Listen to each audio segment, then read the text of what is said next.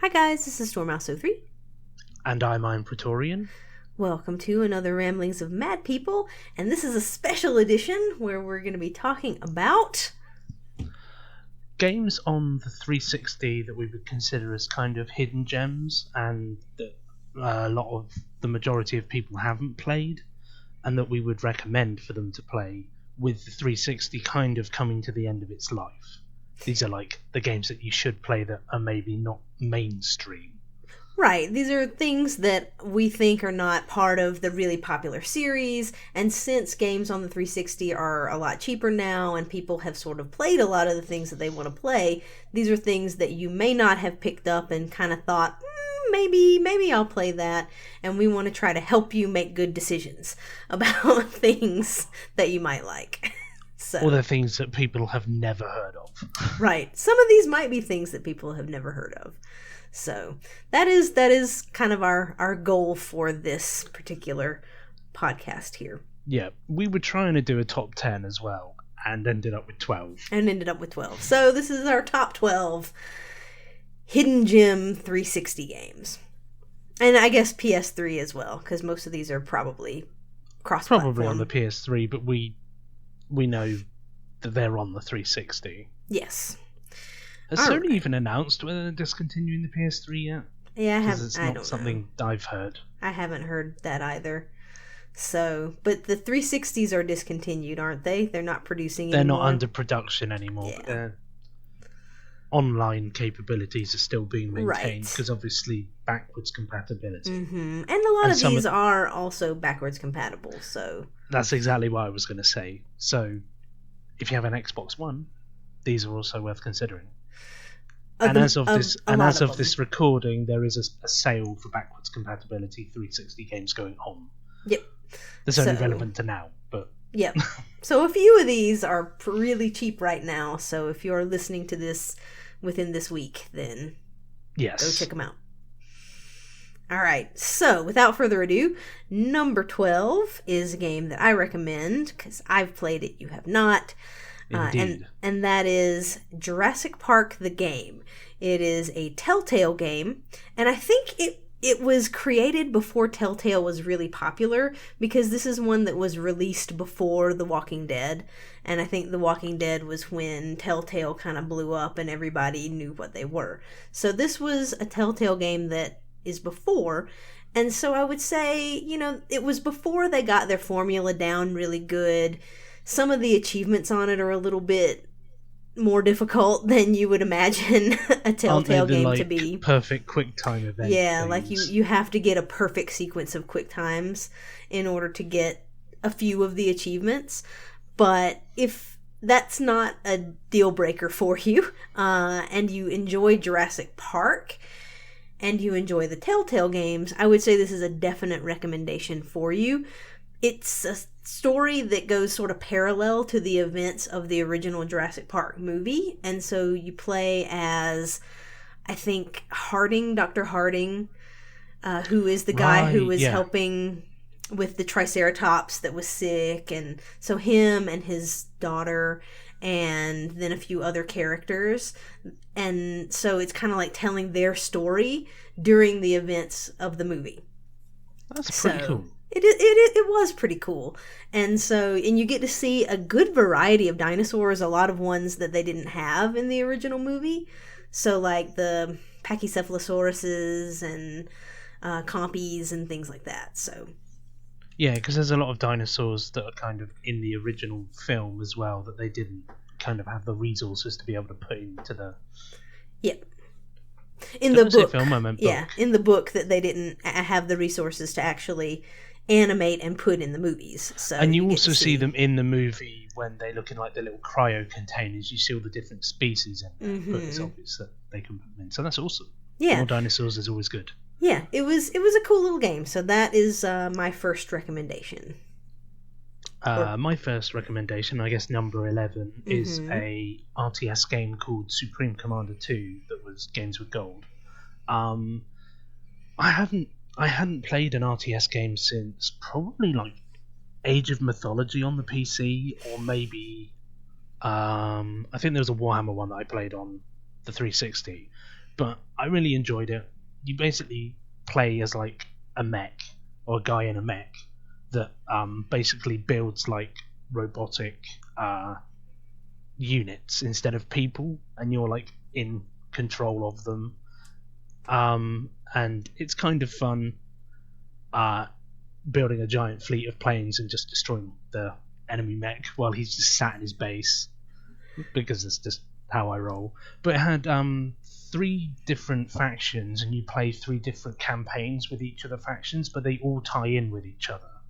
So like cool. The end of the 3rd campaign is the end of the entire campaign, but it ties in with all the other characters that have gone on, and like they get incorporated into the plot and stuff, which I thought was pretty cool. Like it wasn't just like, here's 1 campaign, here's 2, here's 3, and they don't really fit in with each other. Right. So I thought that was pretty awesome. And I guess that's really all I have to say. Just because I don't want to. If you like RTS, and if you like RTS RTSs, I found it pretty fun, and I've recommended it to you. So. Yep. And I'll be playing it here at some point. I mean, I got it when it was Games with Gold, but I just haven't played it yet. It's kind of on my backlog, but I think you're saying that for people in my position, or for people who haven't played it and can get it for pretty cheap, I think it's on sale right now. Yes, like £3 in the UK. Yeah, and it is backwards compatible, as was Jurassic Park. So. Ah, cool. The only problem with Jurassic Park is I don't think it's available in the UK either as a digital or a disc for whatever reason. Maybe they didn't get licensing for the game. Right. Which is sad. So I can't play it unless I change my region. Yep. But no, Supreme Commander 2. I would also say don't get the first Supreme Commander, because they tried to make the graphics too good for the game, so it just crashes a lot. So this one, the graphics are a bit dumbed down, but I would take that over continual crashes in a game. Yep, agreed. Cool. So number 10 is a recommendation from me, and that is a game called Condemned: Criminal Origins. And this was actually a launch title for the 360, so prepare for aged graphics. 11 years. Yes, 12. Almost 12 years. Yeah, I guess 11 and a half. 11 and a half. It's mad, isn't it? I know, right? 360 has been around for that long. It's crazy. But it's kind of a suspense/horror game. You're playing as a cop, and you're trying to track down a serial killer. And cool. Throughout that, you find some like weirdness, some supernaturally weirdness is happening. So it's got a little bit of the supernatural stuff going on, but it's also like a crime suspense type thing. And it's really based on investigation and then melee combat.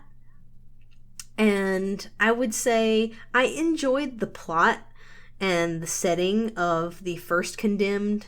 I enjoyed the gameplay of Condemned 2 better, and so it just depends on kind of what you're looking for. I think that the melee combat from Condemned 2 was a little bit better than that of Condemned 1, but I think for overall game, I would choose the first one over the second, because I just enjoyed the story and trying to solve the murders and the setting and all that good stuff. So that's the my investigation was superior. The investigation was superior, yeah. Is that the one that has like 970 gamer score or something? Dark? Yes, it is. I can check on how much it actually were like, has. They should bring DLC out that had like 30G or something like that, yeah. To me, it doesn't matter. Like, I don't need rounded gamer score for games, because there's so many games that come up with random numbers of achievements for DLC that it just doesn't matter anymore. Because like I think Assassin's Creed Revelations had like 1,470 or something silly. And like Dishonored has like 1,465 or something like that. It's like, it's very odd, but yeah, it's 970G, which is weird. But that's that. So I don't know. I just really liked that. It's one that, it's like a subject that you don't really see often in games, oddly enough. Like, there's not a lot of crime, serial killer stuff. Like, usually your horror things are more along the lines of zombies and ghosts, demons, supernatural stuff. And this has a little bit of that flavor to it as well, but I don't know. I liked it. I just liked it. So cool. So my next game, so number 9, would be From Dust, which is a simulation game. I think it was either the first year or second year of the Summer of Arcade they used to do for the 360. And you basically play as like a tribe of people, and you move through different worlds, and you get abilities. So I guess you more play as like the god of the people, or like the persona of the people. So you don't actually play as the little people, but it's like you're effectively the mouse that moves around the map, and you've got to like protect your village, and then be able to advance to the door within the level to get to the next one. And each level gets like progressively harder, so there'll be ones that like flood, so you have to find the ability to be able to protect your village, which is it puts up like a dome shield around it that stops the water, so you can have the water effectively flood your village in a tsunami, and they're little like shaman guys just holding the water back. And I like the art style. It was cool. It was kind of like Hawaiian, Polynesian style.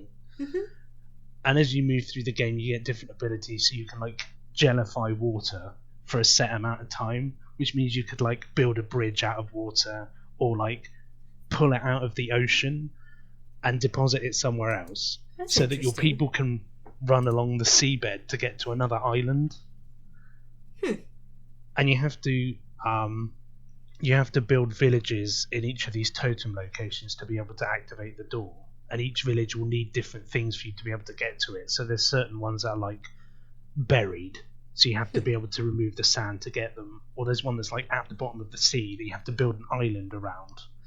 But each village will have different abilities depending on, I guess, what they put on that level. So you can go and you have to get them in different orders to be able to do different things. And you can like pick up lava and build like rock walls and stuff. It's actually pretty cool. And there's an achievement for like finding relics on each of the levels, and you want to cover the world in vegetation, so you get animals everywhere and stuff. But that sometimes backfires on level where there's forest fires, and then it suddenly sets your village alight. So it's kind of trying to work out what you need to do in what order. That sounds cool. Yeah, I thought it was fun. So a little god game. Little god game. That's what I was trying to think of. It's like kind of black and white-ish. Yeah. Very cool. God game. Cursor. You are the cursor game. You are the cursor. Yes. Cool. So number 8 is a recommendation for me. And this is one that I think is usually on these lists of hidden gems, so bear with me. But I really do enjoy it, so I hate to be cliche. But Enslaved... She's cliche. I know, I'm so cliche. Enslaved Odyssey to the West. It's just good. Like, it's a post-apocalyptic world that is not gray and brown for the most part. You have it's not Gears. You have some lush, and it actually, if you've played the recent Horizon Zero Dawn, it reminds me a lot of that. Like, they remind me of one another. So it's this post-apocalyptic world where there's, these machines and things, and people are trying to rebuild out of the wreckage and rubble and stuff, and the world is the green and the vegetation and stuff is kind of growing back over a lot of what used to be industrialized city urban areas. And so it's got that kind of aesthetic that I think is really neat for a post-apocalyptic world. It's kind of different than the normal dust, dirt, filth, urban type of thing that you tend to see a lot. And I just thought that the story was really good. The dynamic between the two characters, Monkey and Trip, it was really well acted, well captured for that time, and I think the art style served the motion capture really well. Do you also think the art style has aged fairly well? I think the art style has aged fairly well, yeah, because they didn't go for super realistic looking. They went for stylized graphics, and they did motion capture with, like, Andy Serkis played Monkey. And so, nice. You know, he's a really good mocap person. British actor. Yeah. Well, he's Gollum, so obviously. Yeah, I mean, obviously. So, you know, he did a really good job. The person who was doing Trip did a really good job, and they really make that the heart and soul of that game work. So, it's a good game, good mechanics, good aesthetics, good story. Action adventure game? Yeah, action adventure game. Mm-hmm. Cool. Yep. So, my next one, which I guess would be number 8? 7. 7. I've had a long day. No.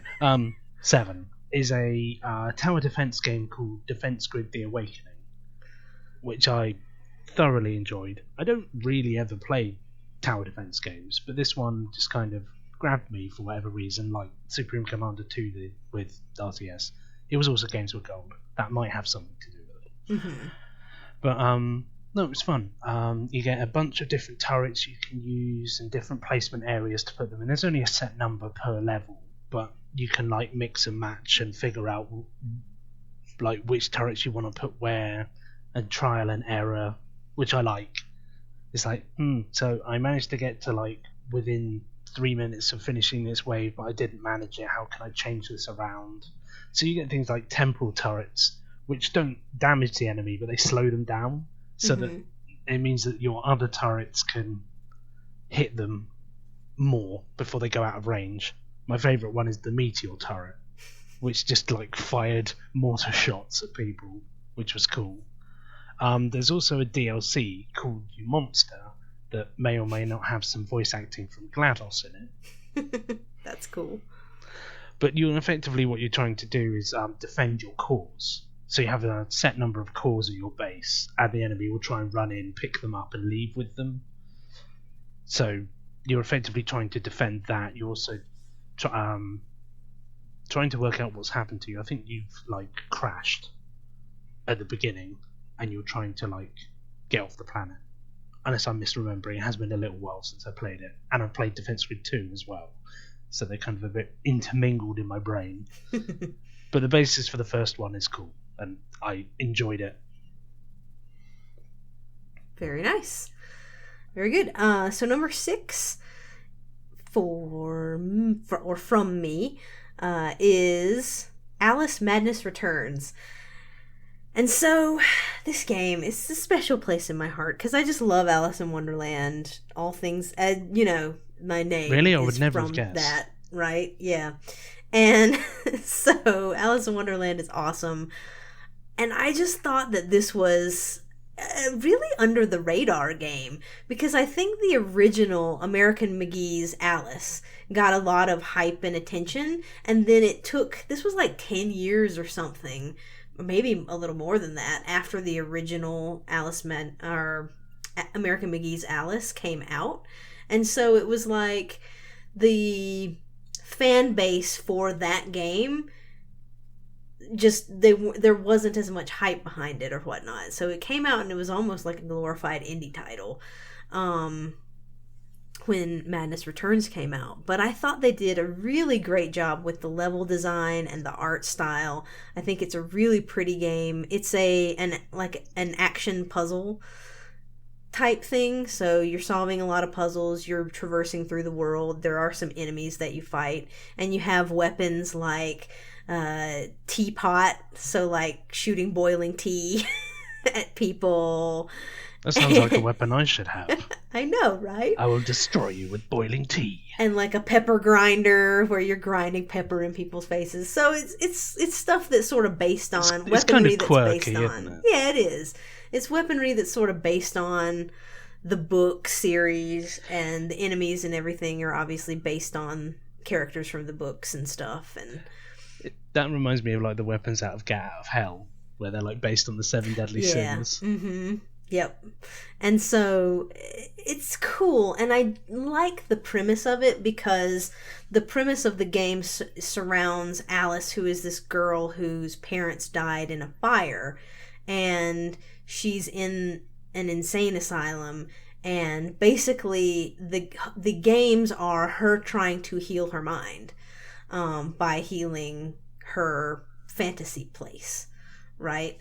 And I thought that the sequel wrapped up that story very nicely. And as an added bonus, you do get the first game, the original American McGee's Alice, as downloadable content for free with Alice Madness Returns. So I would say it's not the best controls because it was built for PC, and so the aiming is a little, I think, too precise for console. But it is cool to be able to go back and play that on your console and have a copy of that that's not, sort of an outdated PC thing that doesn't run really well on current PCs. So yeah, Alice Madness Returns, recommended. So number 5 for me is State of Decay. I really like this game. It's a survival horror game set after outbreak of zombies, and you're effectively trying to survive with a group of people. You play as you start off playing as this guy called Marcus Campbell, who's like out with his friend in the woods on a camping trip, and then the zombie apocalypse happens, and you kind of like meet up with other survivors and then build a base of operations, and then you advance through the story and you meet different groups of people. So there's like a couple of brothers who are a bit shady, and then there's like a mayor of a town who's trying to keep order, and you kind of advance through the story. You also go out and scavenge and pick up materials and stuff, and then you want to build up your base, and you can get different areas in your base depending on how big it is. You can have like a lot of different things, such as like a garden or a workshop, or like a med bay or a kitchen or whatever, depending on what you want to put in to help your people. Like if all your people are sick, building a medical location would probably be a good idea. There's also like traveling around in the game, you get cars, but there's only they take damage over time, and there's only a limited number of them, so you want to like set up a car workshop to be able to get them to be repaired. But you can also load up the backs with the stuff that you've taken from houses, which I thought was really cool. So it's like you can only put a certain amount in your backpack, and then you can dump like 6 or 7 backpacks in one vehicle and then take them all home at once. You can scavenge one area really well and then leave. Which is cool. There's also a bunch of different zombie types. So there's like the normal ones, and then there's the feral ones, which are like blind, but they just tear you apart. And there's like the juggernauts, who are really big. Bloaters that like explode and cover you in goop. Screamers that summon a bunch of other zombies and stuff. So there's a variety of different things. Also, different people have different abilities. So you'll have like people that are good with guns, people that are good with swords and stuff, and try and work out which ones you want to get. Yeah. And then you can... I was going to ask, does it have a day-night cycle where it's harder to scavenge and stuff at night? Yeah, there's more zombies and there's hordes and infestations and stuff that makes it more difficult. So you kind of want to get your stuff done during the day. And it also has permadeath. So you can get a character like really advanced, like I did, and then get cornered by 2 feral zombies in a house and that character's gone. But you can go back and pick up their supplies. So you can pick up their items. And it's like, you found Dave's backpack. And it's like, Dave, no. Dave, you're dead forever. I know. But I thought that was a good touch. Yeah. Like, it makes you really kind of think about what you're going to do in the game. Like, we need these resources, but this is next to an infestation and there's a horde coming down the road. So it's kind of like, do I go and get them, or do we move on to another location? Yeah. And you can help people or not. Like, you can try and get more people into your community, but you don't have to take them. So it's kind of like morality and resource management. And I like Nice. the main plot. I thought it was cool. Yeah. I'm looking forward to State of Decay 2. But I would definitely recommend, if you like kind of survival horror, base building, resource management kind of Good deal. gameplay. All right. So the top 4 are ones that we have both played, so we are both recommending. One for of you which we guys. played together.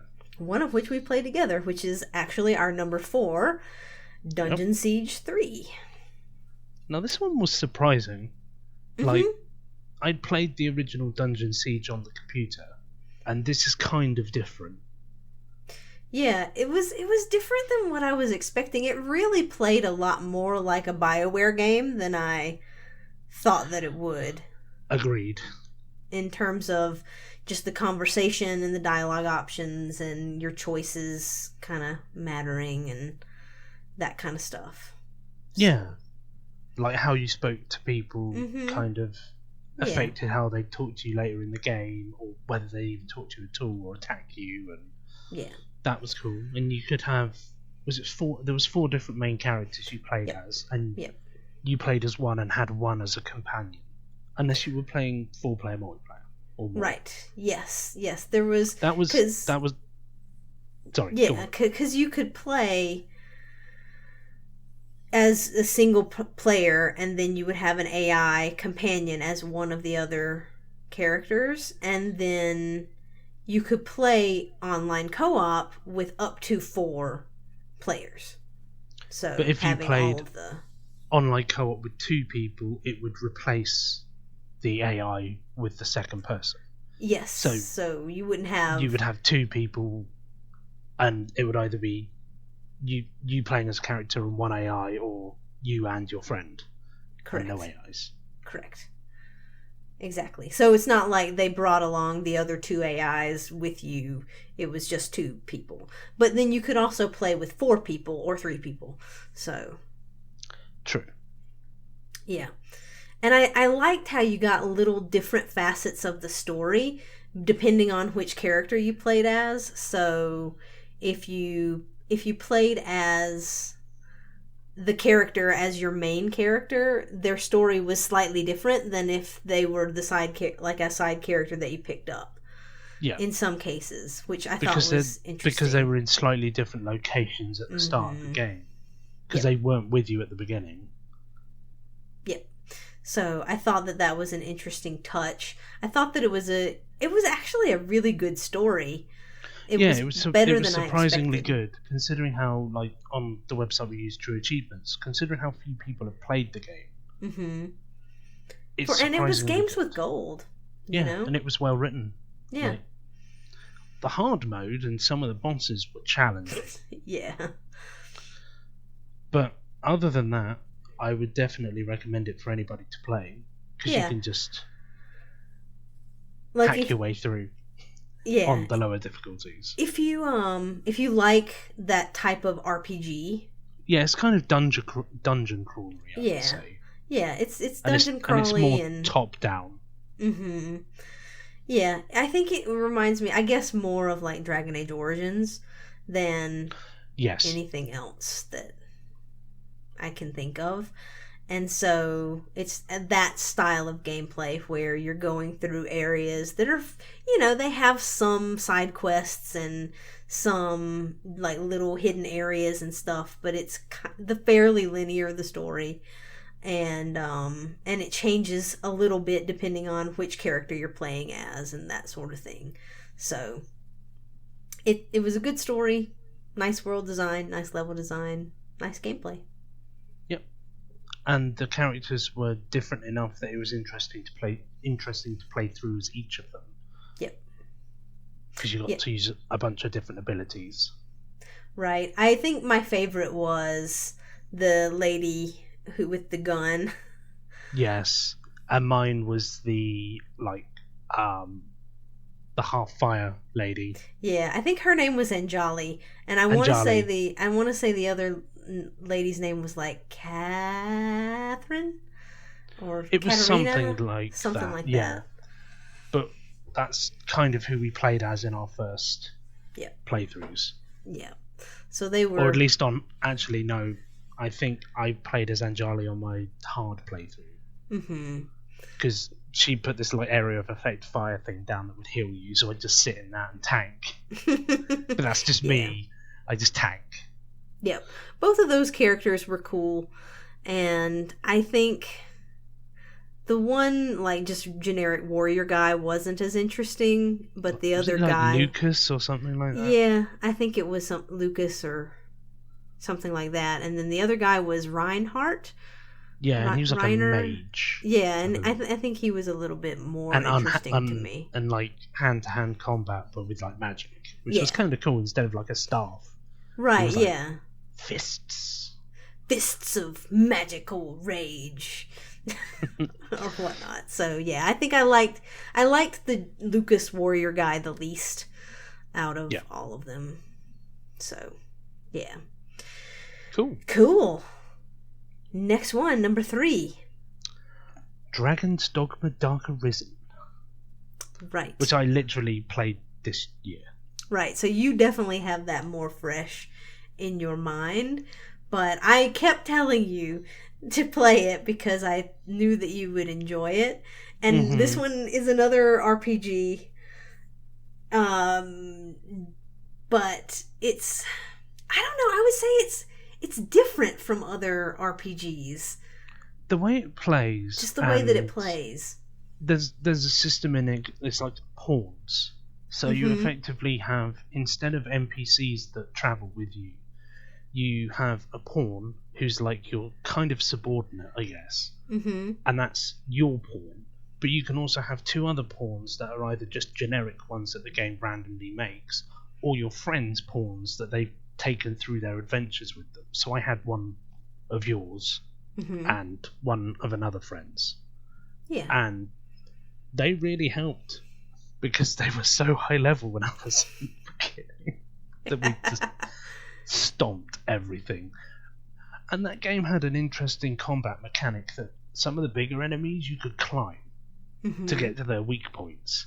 It would use your stamina, but you could like climb a Cyclops and hit him in the eye, or like chimeras, which is like half goat, half snake, half lion. You could like climb on and hack the tail off so it could spit poison at you, or stab the goat to death so it could hit you with magic. So that was cool.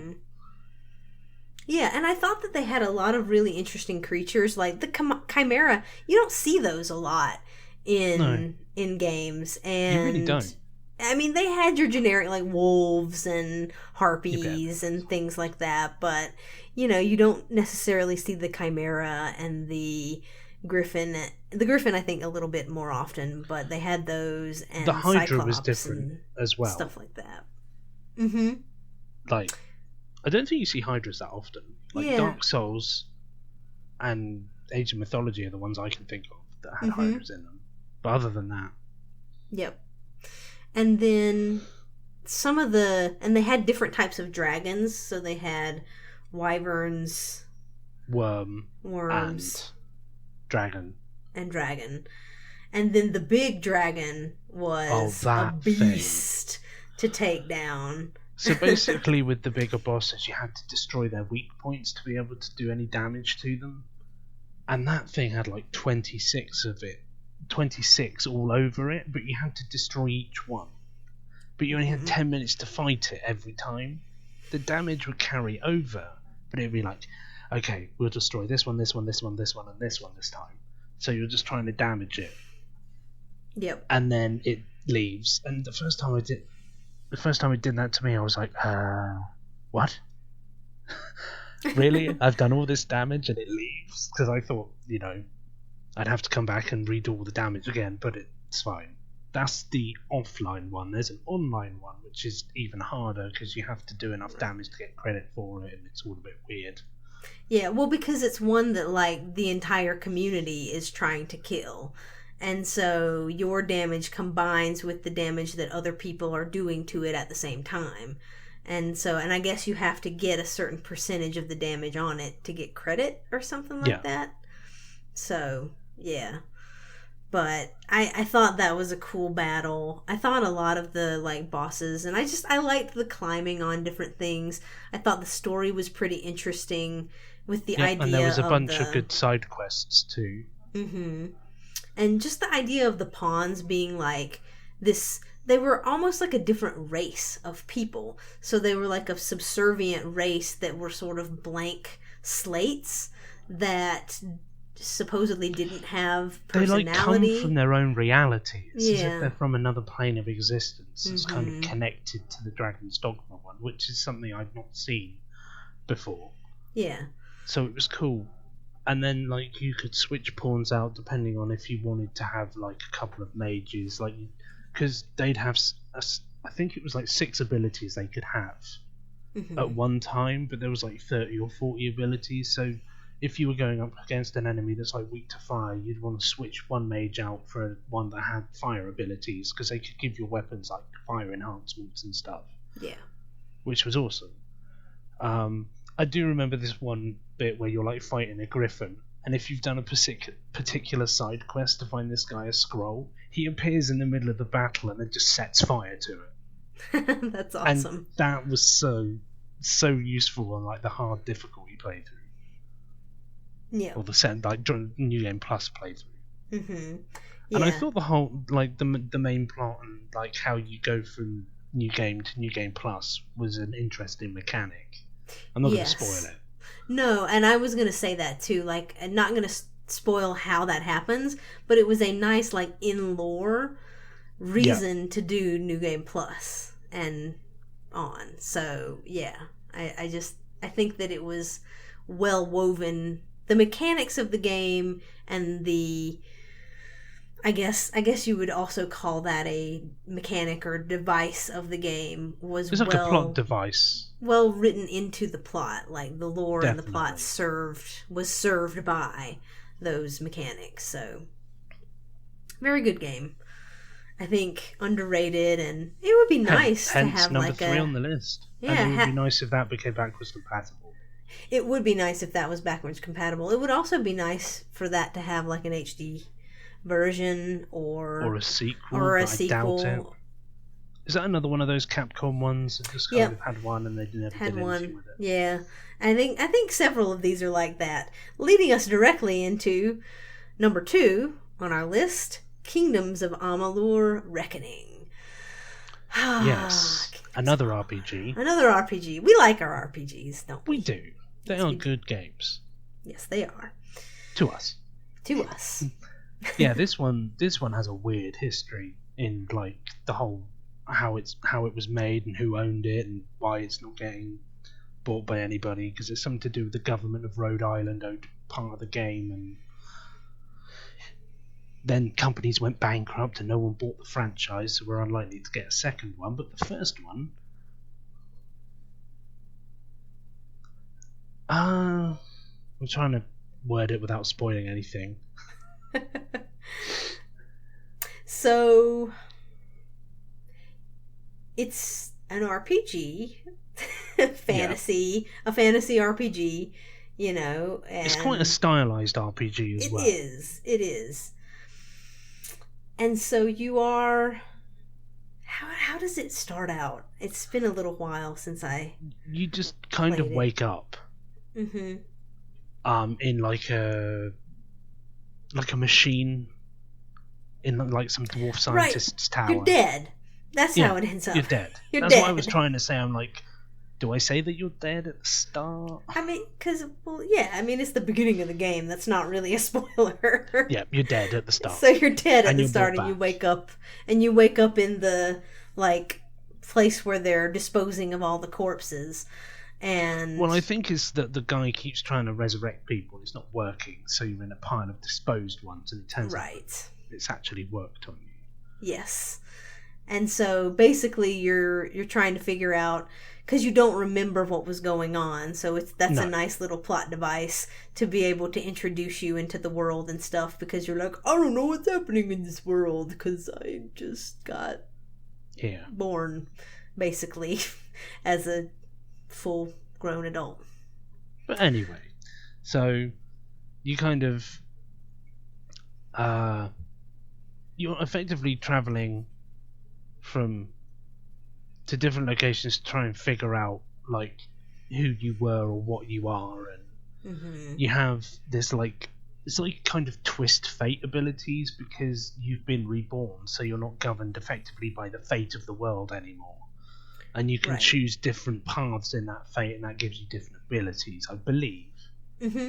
Yeah, I think that is how I remember it. Because it's like a fate tree, and it's like yeah, you can get cross fates, and they give you different abilities and stuff. It's really just a big tree, tech tree, effectively. Yeah, but I mean, I think that that's cool because it's like there's an in-lore reason for you to be A, special, and B, like important, and C, for you to not really know anything about the world and be sort of learning, your character is learning about the world and like the war that's happening and your place in it and what you want to do and the choices that you want to make. Because whose side should you be on, and who are these people, and should I trust them, and so on and so forth. Yeah. And it's like your character in the game is learning that along with the player. And so I think that that's cool. And just the mechanics worked really well. I really liked those little like scythe things, shurikens or whatever they were called, like the like magical blade throwing things that you could thingies would come back to you. Yeah, I did like the bunch of different weapons you could get, and like the armor customization and the different areas, because like you start off in like a big wooded foresty area, and then if you go further south you end up in this like desert mesa area, which I love because you're deserts. Yeah, and it's like the area you're in is like the area of life, and there's like a bunch of wood elves and stuff, and then when you go into the desert area there's like the dwarves, and I think is it the House of Winter, if you go north. It's kind of like more like arable farmland.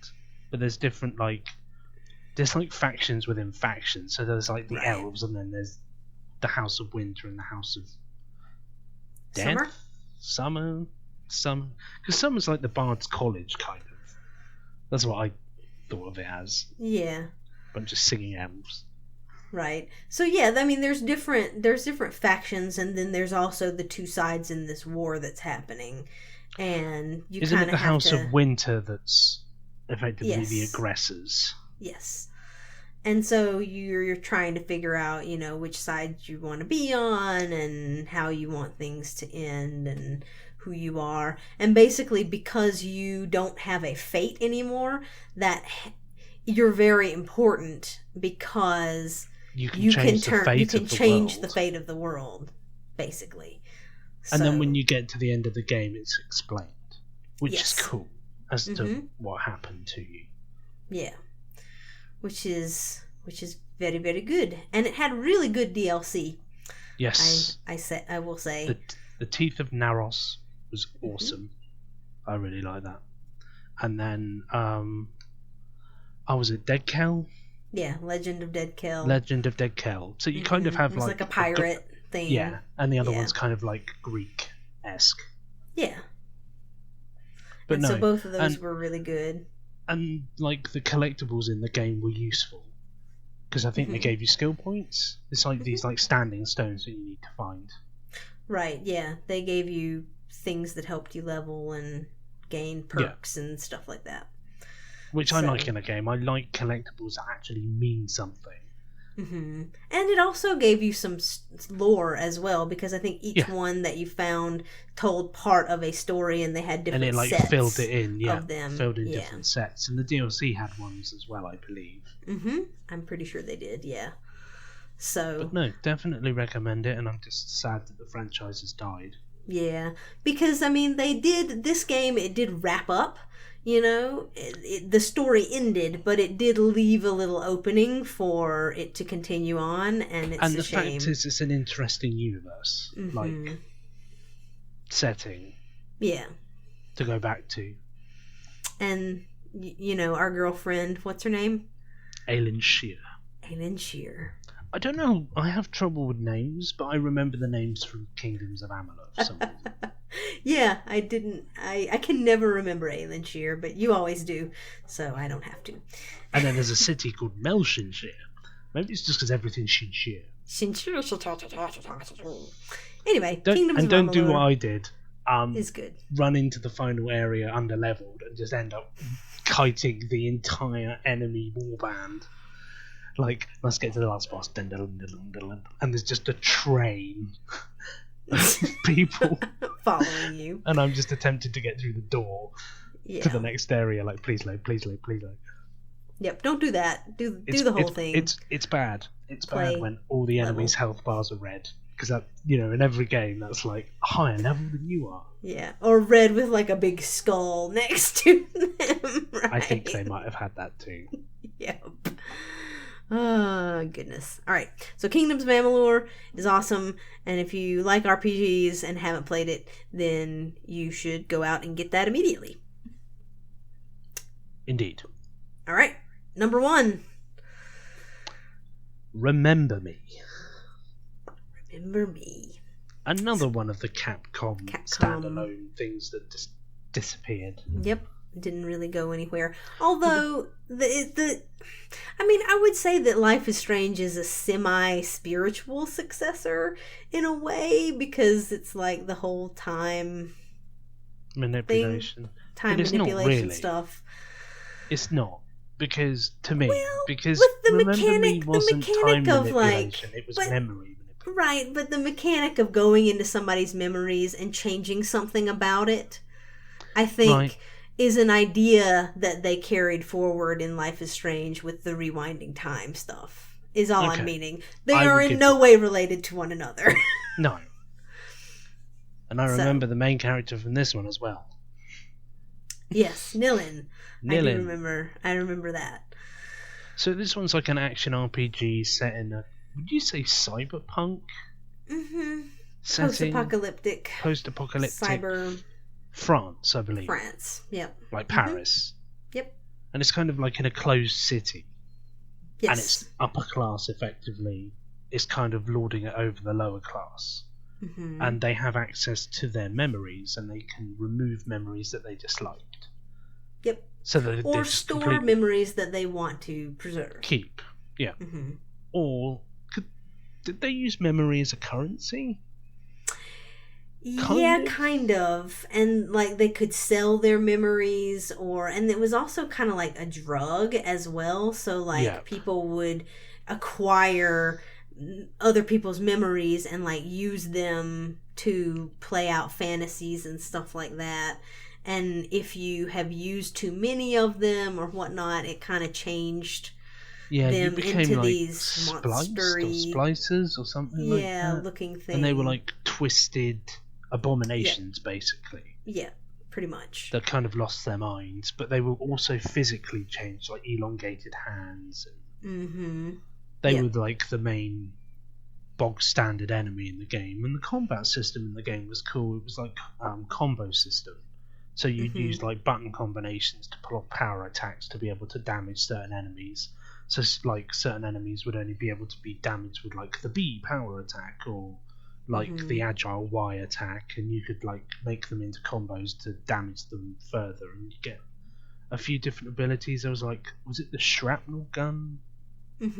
Yeah. That would like fire computer code at people that would interfere with their like implants. Right. And then there was like a bomb that you could drop, and it was effectively like scrap code that would overload their systems, which I thought was cool in the setting. Like, in keeping with the setting. Yeah. It was really, and it was interesting, like because you could basically build your own combos because they had set combinations of buttons, so like say X, Y, Y, but then you could make X a gain health attack, so that when you hit it you would gain health, and then Y would have been like the strong damage attack, and then the last Y, and whichever is the last button in the combination gets like an extra bonus to whatever it is. So that one would have been like build up your special ability thing. Yeah, because wasn't there like there was red, which was health. There was yellow. I think there was yellow that was like damage. Then blue And- that was like focus or whatever the ability bar was. And then there was another one that was like overpower, like purple, and it would overpower whatever the one next to it was. So if you put that at the end of the combo and it was next to a red one, it would be like double health instead. Right, yeah. And you could switch up the combinations of the colors that you put on there. So you could make like, this is my combo that I use to regain health. This is my combo that I use to deal a lot of damage. This is my combo that I use to build up my focus meter or special meter or whatever. And it's like at the beginning of the game you have very few of the combo like points effectively unlocked, so you could only do like health damage, and then as you progress through the game and level up, it would give you more combo points, and you'd be like, well, I can do a 3 combo and a 5 combo, but if I get rid of the 5 combo I can get a 7 combo instead. So if you did 5 hits it wouldn't do anything, but if you could pull off a 7-hit combo it would do a ton of damage or give you a ton of health back. And that really helped playing through it on hard, was having the right combos. I think it was New Game Plus, wasn't it, as well? Yep, it was. But the main story in that was really interesting. It was. The final boss was cool, and also, like, as you progressed through the story, there was instances where you went into people's memories, and there were certain achievements for making things that shouldn't happen. So you could, in one of them, effectively kill yourself as a kid. Yep. And it was like, that's just a bit weird. But it comes up saying like simulation failure. Yes, well done. Yes, well done. You've committed virtual suicide. But and it was cool because it was like it wasn't going back into the past and changing the past. It was only changing the person's memory of the past. Yes. And so that would, in some cases, drastically alter their personality, because like as people we learn and build from our experiences and our memories, and if you change that memory to be something that's either less traumatic or more traumatic, then you're going to change personality changes. Their personality, or the way that you view a certain group of people, or the way that you view yourself. Because there's like one of the early ladies that you can turn to your side effectively by changing what happened. Yep. Exactly. Or what she believes happened. And the like traversal of the terrain was cool. You like hang on buildings and run across and parkour and slide down poles and stuff, and it was kind of fluid motion. Yeah. Didn't feel janky. Right. I think the controls were all very good. It was a melee based. Like you said, you had a couple of little light bombs and the little gun you had thing, the bomb, but it was and the mostly gun melee. There might have been a slow time thing as well. Because I seem to remember there was like 4 abilities tied to the D-pad, but I can remember 2 of them and not the rest. Yeah, I'm pretty certain that there was a slow down time thing as well. So it was really good combat, I thought, and I thought the aesthetics were very nicely done. Yeah, because it was somewhat stylized, so I think it ages well.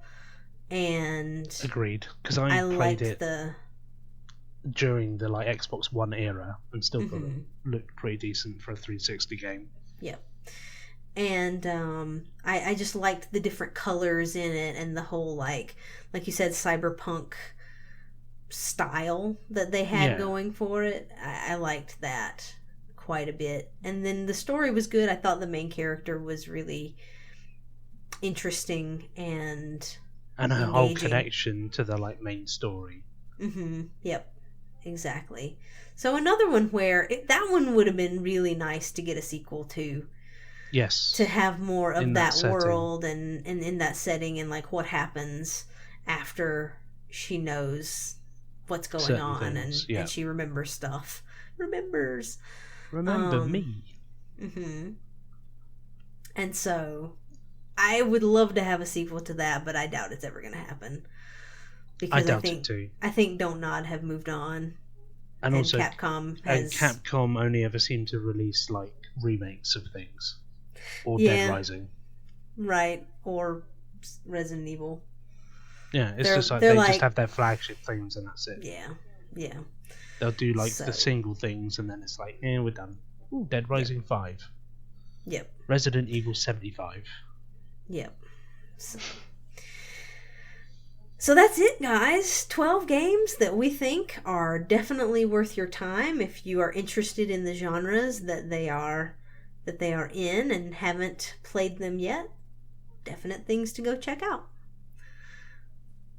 So, let us know in the comments what games you guys would recommend to us, because like we've played a lot of things, but we There's definitely haven't some played. things on the list that we haven't played. Yeah, there are definitely things out there that we haven't found yet, and so if you have any kind of hidden gem recommendations, we would love to hear from you. So thanks for listening, guys, and we'll see you in the next one. Goodbye.